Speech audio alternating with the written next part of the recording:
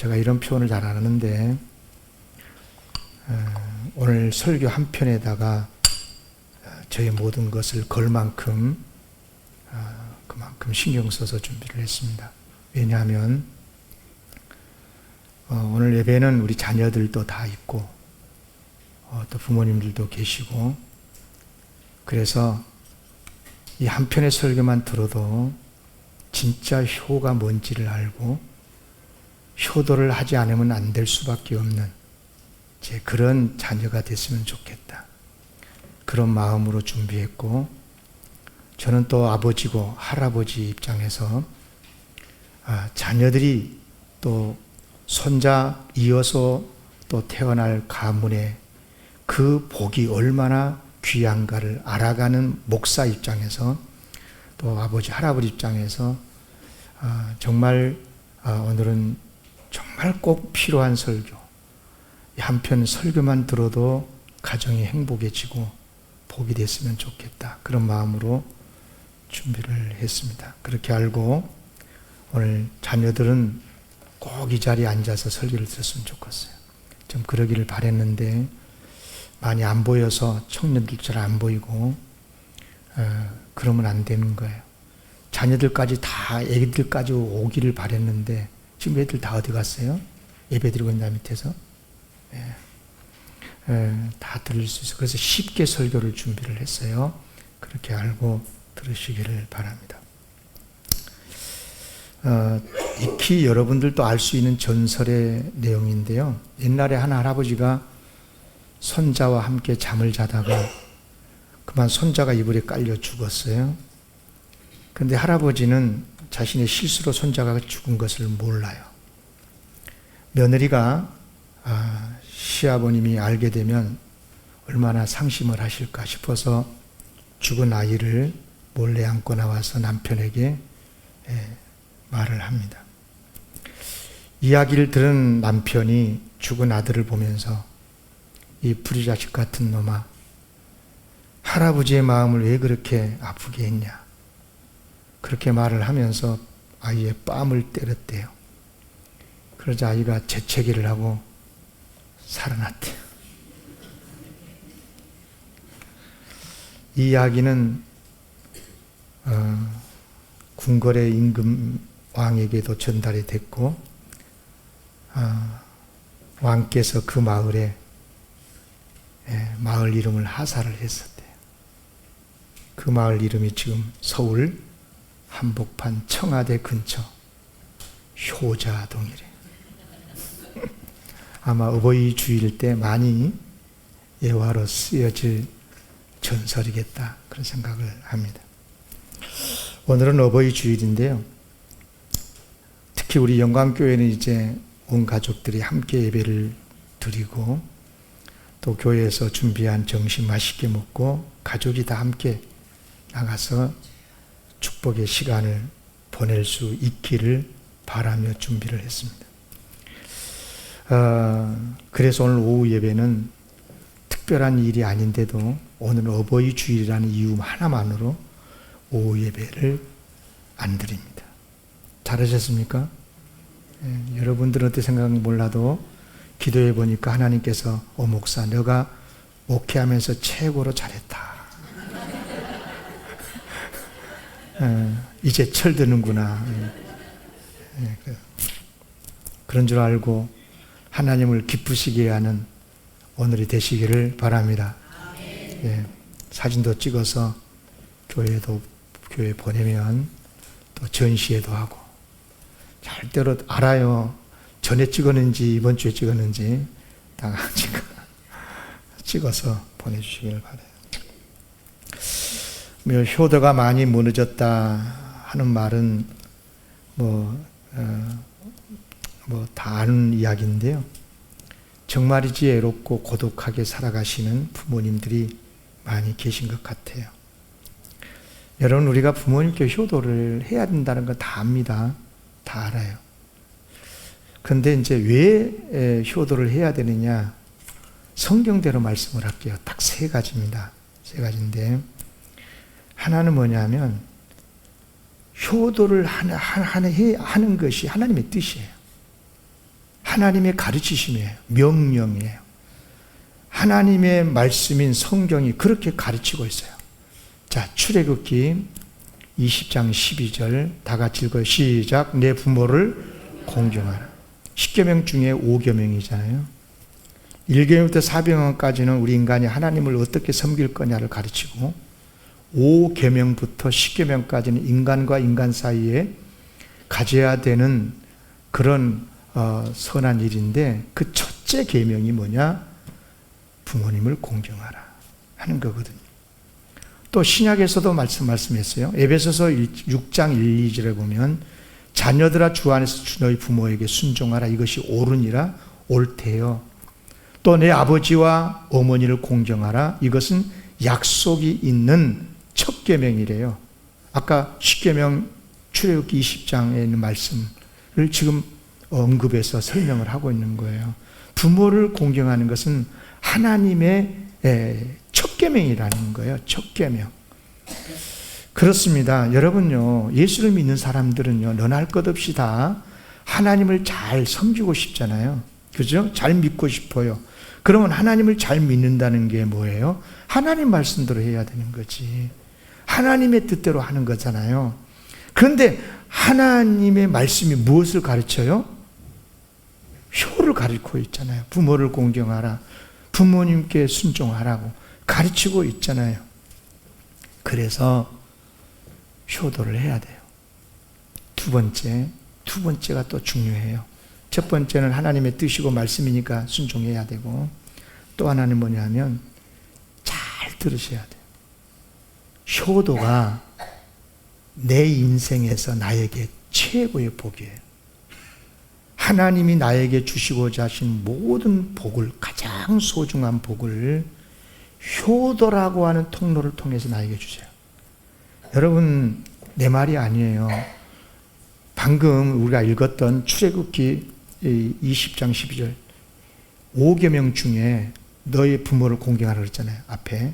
그런데 그 약속이 다 그리하면 내 하나님 여호와가 내게 준 땅에서 네가 사는 가정에서, 직장에서, 사업장에서 무엇을 하든지 네가 사는 삶의 현장에서 너의 생명이 길리라. 목숨만 긴다는 뜻이 아니에요.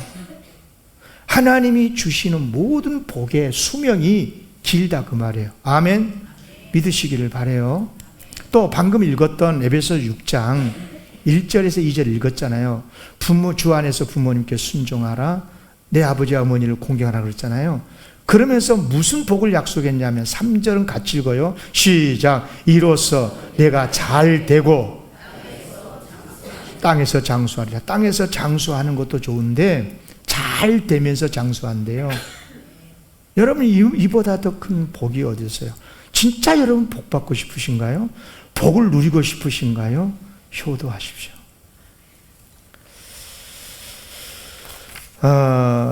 또 왜 효도를 해야 되느냐? 세 번째인데요. 세 번째는 뭐냐면 효도를 해야 가정이 평안해요. 여러분요, 가정을 이루면서 살아본 사람들은 알아요. 세상 만사 아무리 좋아도요, 가정이 불편하면 그때부터 꽝이야. 예. 사업 잘 되고 돈 많고 그래도요, 가정 깨져봐요. 가정이 불편하고 퇴근 시간에 집에 들어가기 싫고, 여러분 죽을 맛 아니겠어요? 여러분, 제가 지금까지 살아오면서 보지 못한 것이 있어요. 그 뭐냐면 효도도 하지 않았는데 행복한 가정을 본 적이 없어요. 효도 안 해도 돈 많은 사람이 있더만, 효도 안 해도 공부 열심히 해갖고 출세한 사람도 있어. 그런데 그의 가정 들어가 보면요, 절대 행복하지 않아요. 효도 안 했는데 행복한 가정 있으면 저한테 좀 말씀 좀 해줘요. 저 본 적이 없다니까요, 지금까지. 여러분, 이 세 가지, 우리가 왜 효도를 해야 되느냐? 하나님의 명령이고 하나님의 뜻이고, 그리고 내 인생이 행복해야 되고, 내가 이루고 있는 가정이 평안하고 행복하기 위해서 여러분 효를 다해야 될 줄로 믿습니다. 이런 이야기가 있어요. 아버지가 이제 내 친구, 목사 친구의 가정 이야기인데, 아버지가 이제 실패를 했어요. 재산을 다 잃고 이제 달동네, 그야말로 단칸방으로 옮겼는데, 어머니도 충격을 받고 시름시름 앓다가 돌아가셨어요. 이제 아들만 넷인데, 단칸방에 이제 아버지랑 네 아들이 살아요. 너무너무 가난했어요. 그래도 아버지는 자녀들을 먹이고 살려야 되니까 네 아들과 함께 재기를 꿈꾸면서 겨울이면 버스 정류장 앞에 가서 이제 군밤도 또 고구마, 호떡 같은 걸 구워서 팔고, 또 아이들은 그런 아버지에게 효도를 다하기 위해서 열심으로 공부를 하고, 이제 밤 10시쯤이 되면 이제 손님이 다 끊어지게 되고, 그 추운 겨울에 이 4명의 아들이 아버지 리어카 쪽으로 가는 거죠. 이제 아버지 쉬세요 하면서 내 아들이 영차 하면서 리어카를 앞에서 끌고 뒤에서 이제 이렇게 밀면서 가파른 언덕길을 올라가는데, 그리고 이제 집에 가서 팔다 남은 식은 호떡 같은 것을 먹었다고 그래요. 많이 울었대요, 목사님. 아들로서. 그런데 절망의 울음이 아니고, 그런 가운데서도 포기하지 않는 아버지, 포기하지 않는 우리 형제들, 내일을 꿈꾸면서 희망의 눈물을 흘렸다 하는 이야기를 들었습니다. 여러분요, 아무리 어렵고 힘들어도 가족이 이처럼 함께하고 마음을 함께하고 효도하고 사랑하잖아요. 그러면 행복한 가정을 이루게 되는 줄로 믿습니다. 하나님의 약속이니까 그런 거예요. 그렇게 될 수밖에 없는 거예요. 자, 그러면 이제 왜 효도해야 되는가를 말씀을 드렸으니까 진짜 중요한 말씀을 드리려고 해요. 효도한다는 게 뭐냐는 거예요. 어떻게 하는 게 효도냐? 효도의 기본이 뭐냐? 그것은 오늘 본문 말씀에 보면 정확하게 가르쳐주고 있어요. 오늘 본문은 지난 주일에 설교를 했어요. 예수님의 가족이, 예수님이 12살 됐었을 때, 12살이면 초등학교 5학년, 6학년 되나요? 그때 나이에 이제 그 해도 유월절을 지키려고 갈릴리 나사렛 저 산동네에서 그 먼 예루살렘 서울까지 갔다잖아요. 참으로 훌륭한 믿음의 부모님들이시죠. 근데 유월절을 지키고 이제 집으로 가는 길에 그만 예수님을 잃어버린 거예요. 같이 동행하고 있는 줄 알았더니 예수님도 사춘기가 생겼는지 그냥 안 보여요. 하루길을 지나서야 이게 없어졌다는 걸 안 거예요. 여러분 얼마나 놀랬겠어요. 부모인 요셉과 마리아는 허겁지겁 찾다가 예루살렘까지 다시 가게 되고, 사흘쯤이 지났었을 때 예루살렘 성전 안에 있는 것을 발견하게 돼요. 얼마나 기뻤을까요? 너무너무 감사했겠죠. 그러나 짜증도 났나 봐요. 화도 나고. 그래가지고 어머니 마리아가 예수님한테 뭐라고 그랬냐? 48절을 보면 그 부모가 보고 놀라며 그 어머니는 이르되, 아이야 어찌하여 우리에게 이렇게 했냐? 너 아직 애기도 아니고 이제 12살인데 말을 했어야지, 그런 말이잖아요. 그러면서 하는 말이, 보라 내 아버지와 내가 네 아버지랑 나랑 얼마나 너를 찾은 줄 아냐? 지금 4일 동안 찾았다. 이게 뭐냐? 이렇게 나무라잖아요. 그런데 그때 예수님은 뭐라고 대답하셨어요? 여러분 기억하시지요? 성전이 곧 내 아버지 집이다. 그러니 아들인 내가 내 아버지 집에 있어야 한다는 것, 이것을 가르치고 말씀하시지 않습니까? 그래요. 여러분 지난 주일날 메시지 기억합니까? 하나님의 자녀는 하나님 아버지 집에 있어야죠. 예. 따라서 우리의 자녀들도 내 자식이 이전에 하나님이 생명으로 내 자녀로서 세상에 보내주신 하나님의 아들, 딸들이란 말이에요. 그렇다면 하나님의 아들, 딸로 길러야 돼요. 내 아들, 딸로만 기르면 안 되는 거예요. 그러면 실패예요, 실패. 하나님의 아들, 딸로 길러야 돼. 하나님의 호적에 올려야 돼요. 하나님의 품에서 살도록 해야 되는 거예요. 여기까지가 지난 주일에 했던 설교예요. 오늘 말씀은 같은 본문인데도 방향을 확 틀어서 정반대 각도로 설교를 할게요. 잘 들어보세요. 자녀의 입장에서 부모님을 향한 마음이 어떠해야 하는가 하는 거예요. 오늘 말씀의 마지막 부분에 51절에 보면 부모를 향하신 예수님의 마음이 어떠했는지를 잘 보여주고 있어요. 자, 51절 같이 읽어봐요. 시작. 예수께서 함께 내려가사 나사렛에 이르러 순종하여 받드시더라. 내 어머니는 이 모든 말을 마음에, 그 어머니는 이 모든 말을 마음에 두니라. 아멘. 방금 전까지만 해도 내 아버지 집은 여긴데 내가 여기 있어야죠 말한 걸 보니까 안 갈 것 같은 예수였잖아요. 나 여기 살래요 그럴 것처럼 말했잖아요. 그런데 그 예수님이 어머니를 따라서 부모님과 함께 부모님의 고향인 집인 나사렛에 갔다고 말해요. 여러분, 매우 중요한 말입니다. 예수님께서 부모님과 함께 내려가셨다. 부모님과 함께 나사렛으로 함께 가셨다는 거예요. 여러분, 사랑이 뭡니까? 사랑을 어떻게 정의하고 사랑하시나요? 사랑은요, 이유할 것 없어요. 이유가 없어요. 함께 하는 거예요. 마음을 함께 하고, 물질도 함께 하고, 함께 먹고, 함께 살고, 함께 하는 거잖아요. 여러분요, 사랑하지 않는데도 함께 한다면 이건 지옥이죠. 이것이야말로 고통이죠. 그러나 사랑하잖아요. 그러면 함께 하고 싶은 거예요. 네. 어쩔 수 없이 함께 하지 못할 때도 있지만 그러면 얼마나 마음이 아파요. 그렇습니다. 사랑이라는 것은 다른 게 아니에요. 함께 하고 싶은 거예요. 여러분, 나는 그 사람을 사랑한다, 내 가족을 사랑한다 그러면서도 함께 하고 싶은 마음이 없으면 그건 거짓말인 거예요. 100% 거짓말이에요. 사랑하면 함께 하고 싶은 거예요. 마음을 함께 하고 싶고, 그냥 시간 없으면 조금이라도 같이 있고 싶고, 늘 같이 식사를 못 하더라도 함께라도 밥 먹고 싶고, 그런 건 거예요. 돌아가셨어도 영으로 함께하고 영혼으로 함께하고 그런 거예요. 여러분, 가족의 경우는 얼마나 더 그러겠냐고요.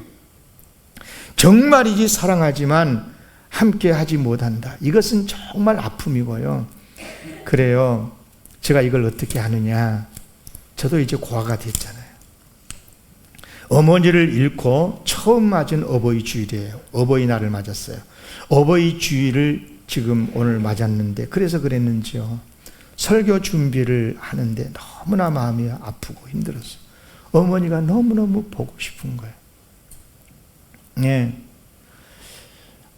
아들에서 아버지가 되었고, 이제 아버지가 할아버지까지 되고 보니까요, 어머니가 어떤 분인지를 더 깊이 알아가게 되는 것 같아요.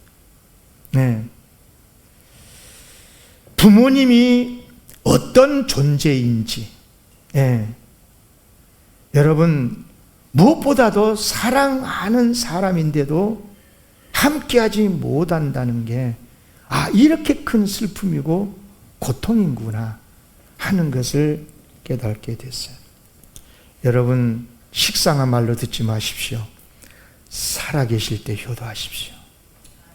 한 번이라도 찾아뵙고 함께 하시기를 바라요. 사랑하는 마음도 좋지만 사랑한다고 고백도 해보십시오. 엄마, 아빠, 그리고 끌어안아 드리고 손도 잡아 드리고. 제가 지금까지 살면서 속은 말이 있었어요. 제가 이 말에 속았던 것 같아요. 여러분들 중에도 속은 사람들이 많은 것 같아요. 연세가 높아지면 말이 많아진다. 거짓말입니다. 그렇지 않아요. 자녀들의 입장에서 봤을 때 말이 많게 느껴지는 거예요. 왜냐? 자녀들이 많이 알아간다는 뜻이에요. 나가 말 안 해도 아는데, 엄마 아빠가 말씀 안 하셔도 내가 다 알고 있는데, 어머니가 말씀하시면 잔소리도 들리고 말씀을 많이 한 것으로 듣는 사람이 인지가 되는 거예요. 제가 왜 하냐고요? 아버지잖아요. 제가 지금 내일 모레 70이 되는 할아버지가 되고 있잖아요. 여러분, 우리 아들들 앞에서 말을 많이 안 해요. 왜냐? 더 조심스러워요. 젊었을 때 젊은 아버지 때보다 훨씬 말을 잘 안 해요. 여러분, 그런 줄 아십시오. 여러분, 그런 거예요. 인간은 그렇습니다. 착각하지 마요. 다 생각이 주관적이고 자기 입장에서 말하고 다 그런 거거든요. 제가 오래전 10대 후반에 순천에서 공부를 했습니다. 동생들과 함께 자취를 하고 공부할 때인데, 제 고향이 검도 섬이라는 건 아실 거예요. 그때는 지금처럼 이렇게 교통이 활발하고 인터넷이 발달하고 전화, 핸드폰 다 그런 시대가 아니었어요. 그때는 검도 전화 없었어요. 마을에 딱 하나가 있어가지고 전화하면 급한 것 알려드리고 정보 이런 것들 통해서 통하고 그랬는데, 그러다 보니까 여수 여객선 터미널에 가가지고 인편을 통해서 양식 또 돈 일부 이렇게 해서 전달받곤 했어요. 그날도 약속이 된 날이라서 순천에서 여수까지 내려갔어요. 터미널에 갔어요. 그런데 마지막 손님이 배에서 다 내릴 때까지 기다렸지만 아무도 저에게 전달해 주는 사람이 없었어요. 양식도 없고 돈도 없고, 너무 속이 상했죠. 이제 동생들하고 어떻게 또 사냐. 마침 그때 등록금도 내야 될 때인데 버스를 타고 집에 올라오는데 너무너무 속이 아픈 거예요. 그리고 저는 그것을 잊었어요. 그리고 오랜 세월이 지났어요. 2, 3년 전에 저희 어머니랑 대화 중에 저희 집에서 그 생각이 나서 물었어요. 엄마, 왜 그때 약속 안 지켰어? 근데 이거 보세요. 그 말이 떨어지자마자 어머니의 눈에는 눈물이 고였었어요. 아차, 내가 실수했구나. 어머니의 아픈 것을 내가 건드렸나 보다. 괜히 물었구나. 그런 생각이 들더라고요. 그런데 그날 숨을 조용히 고르시면서 그때의 사정을 말씀해 주셨어요. 결론은 돈이 없었다는 거예요. 이 집 저 집 다니면서 돈을 구해보려고 해도 안 됐고, 이제 곧 출항하는 여객선의 고동소리는 들리고 돈은 없고, 순천에서 여수까지 내려와서 빈손으로 돌아갈 아들을 생각하니 기가 막히고, 그리고 저는 들어서는 안 될 말을 그날 들었어요. 그날 길가에 주저앉아서 울었다는 거예요. 통곡을 하고 우셨다는 거예요. 그때 제가 깨달았어요. 이게 부모님이시구나. 그리고 50년의 세월이 지났는데도 그 세월의 아픔이 있었다는 것을 제가 깨닫게 되었어요. 여러분, 부모는 그러신 것 같습니다. 여러분, 부모님과 함께 하시기를 바랍니다. 비록 몸은 떨어져서 어쩔 수 없이 공부 때문에, 결혼 때문에, 직장 때문에 타지방으로 해외로 그렇게 나가서 함께하지 못할 수 있어요. 그래도 여러분 기억하십시오. 부모님과 자녀는 함께하는 존재예요. 몸은 떨어졌어도 마음이 함께하고, 돌아가셨어도 영원으로 함께하는 관계가 부모님과 자식의 관계인 줄로 믿습니다.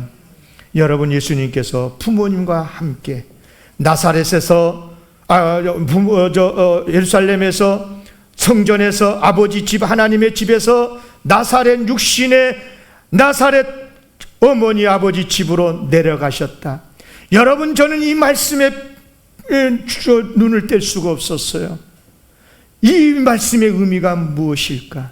이 말씀의 의미가 무엇일까? 여러분, 특별히 부탁합니다. 부모님은 부족할 수 있어요. 부모님도 인간인데 어떻게 안 부족합니까?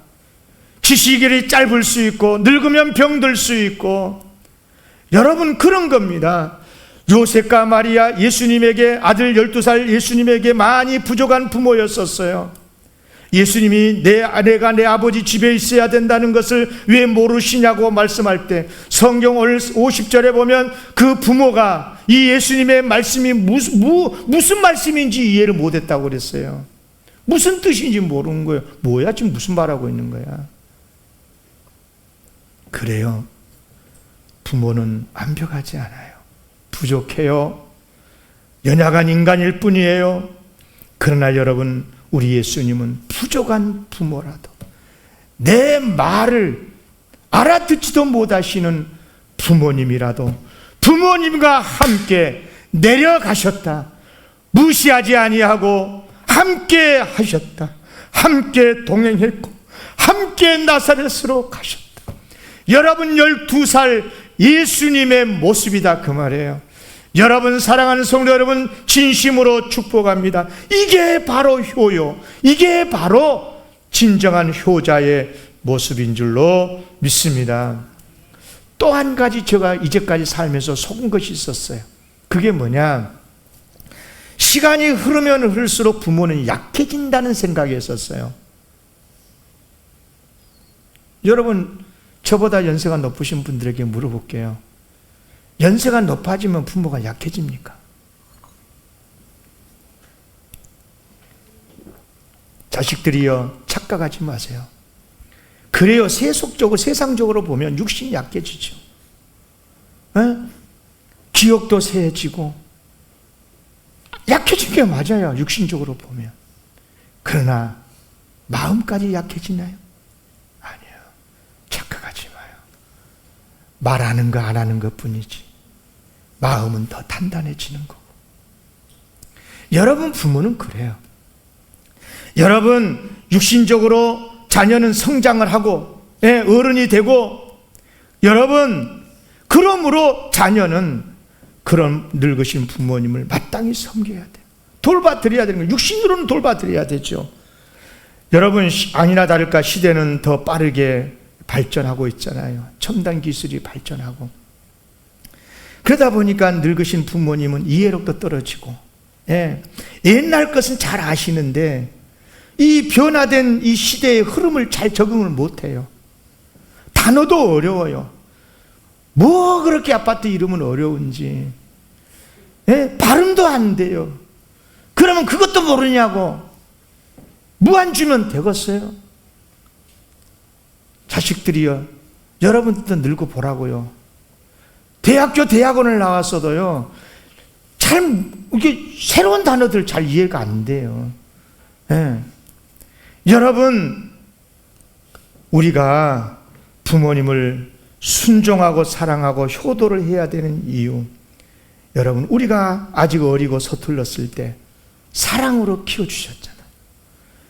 10번 아니라 100번이라도 엄마 이거 뭐야? 그러면 짜증내지 않고 이건 이거야, 저거야, 꼭 기억해. 그 다음날 또 기억을 못하면 또 물으면 또 가르쳐주고. 여러분, 10번 아니라 100번이라도 치매 걸려서 물으면 이것도 몰라 그러지 마시고 대답해 주시기를 바랍니다. 어찌 아멘도 안 한다. 다시 처음부터 다시 설교해야 되겠다.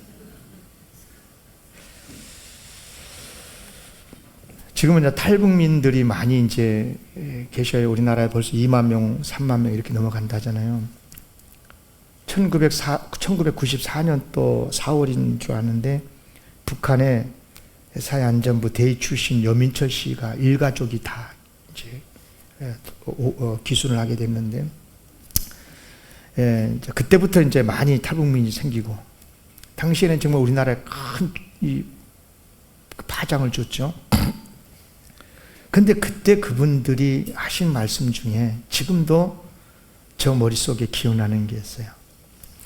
이제 북한의 식량난이 굉장히 극심할 때인데, 그러니까 음식을 축내지 않기 위해서 또 자식들에게 조금이라도 먹이려고 늙은 부모님들이 그 엄동선의 북한 얼마나 더 추워요. 스스로 집을 나가셔서 죽음을 택하신다는 이야기였었어요. 아, 그렇구나. 이념이 다르고 딴 세상 같은 북한에서도 부모의 사랑은 변함이 없구나. 이런 생각을 했습니다. 여러분, 오늘 말씀 결론입니다. 52절 같이 읽겠습니다. 시작. 예수는 지혜와 키가 자라가며 하나님과 사람에게 더욱 사랑스러워 가시더라. 이 말씀을 집에 가셔서 10번만 읽으면 이 말씀이 확 들어올 거예요. 무슨 뜻이에요? 이 뜻이 뭐예요? 키만 자라서는 안 된다는 거예요. 키가 자라고 덩치가 커지도 지혜도 함께 자라야 된다. 사람 구실하는 가치관으로 건강한 정신으로 함께 자라야 된다. 예수님이 그렇게 자라셨다는 거예요. 그런데 몸은 커져가는데 지혜는 여전히 세속적이고 자기 욕심만 챙기고 부자만 되려고 그러고 부모님의 것만 뺏으려고 그러고. 여러분, 그렇게 자라면 안 되는 거예요. 그러면 그런 분들은 나중에 잘못돼요. 사악한 꾀만 누린 거지 참된 지혜가 아니잖아요. 키와 함께 몸도 지혜도 자라야 될 줄로 믿습니다. 아멘. 하나님께도 사랑스러워야 되지만 사람들에게도 사랑스러워야 된다. 하나님도 잘 믿어야 되지만 부모님에게도 기쁨을 드려야 된다, 그 말이에요. 아멘. 이웃에게도 잘해야 되고 이웃에게도 사랑해야 된다, 그 말이에요. 하나님은 잘 믿는다는 게 부모님께 효도하는 거니까, 이웃을 사랑하는 거니까. 아멘입니까? 앞에서 제가 하나님의 첫 번째 인간에 대한 명령이 부모님을 공경하라는 거 있다 하잖아요. 제 10계명 중에 5계명 첫 번째 계명이라고 그랬잖아요. 그런데요, 하나님께서 남유다가 너무너무 타락해가지고 이제 멸망을 시키신다는 말씀을 하실 때 남유다 사의 16가지 제약상을 에스겔 22장에 기록을 해요. 그런데 에스겔 22장에 보면 16가지 그 시대의 남유다 사회의 제약상을 열거를 하는데 첫 번째가 뭐냐? 부모를 없이 여기는 거였어요. 여러분, 인간 사회에서 최고의 윤리가 부모 공경인 거예요. 살인보다 더 악한 죄가 뭐냐? 부모님 무시하고 없이 여기는 거예요. 여러분 꼭 기억하세요. 오늘 말씀을 마음에 꼭 품고 주님 안에서 오늘 효도를 다 하시기를 바랍니다. 나도 두 아들한테 기다리고 있어요. 효도를 한가 안 한가. 기도하겠습니다. 하나님 아버지,